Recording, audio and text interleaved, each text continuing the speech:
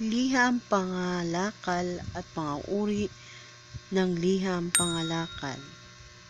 Basahin natin ang mga sumusunod na salita. Alamin natin kung ano ang ibig sabihin ng mga ito.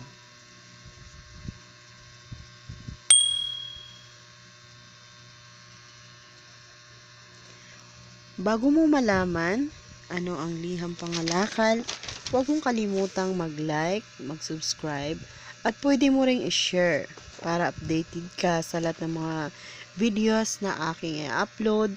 Pwede ka ring mag-subscribe at hit mo ang bell notification para kung anong videos na aking i-upload ay ma-update ka.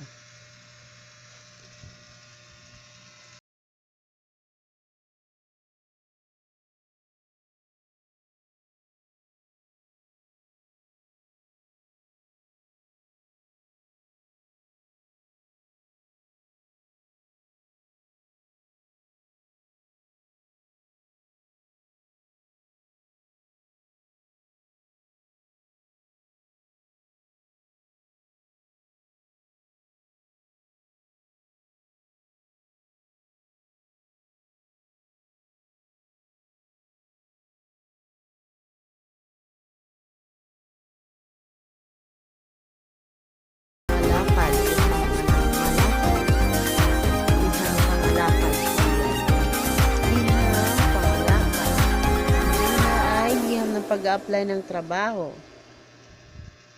Basahin lamang natin.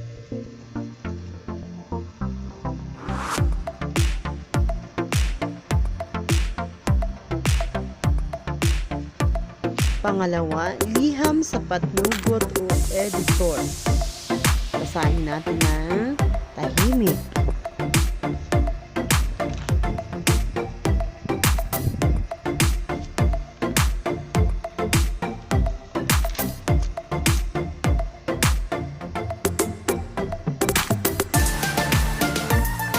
Pangatlo, liham ng pagrereklamo. Naglalaman ng puna o reklamo ng customer tungkol sa isang epektibong bagay na nabili o serbisyong kailangan pang ayusin. Pang-apat, liham ng pagbili o pag-order ng bilihin. Naglalaman ito ng interes sa isang pinagbibili o order para makabili ng isang bagay.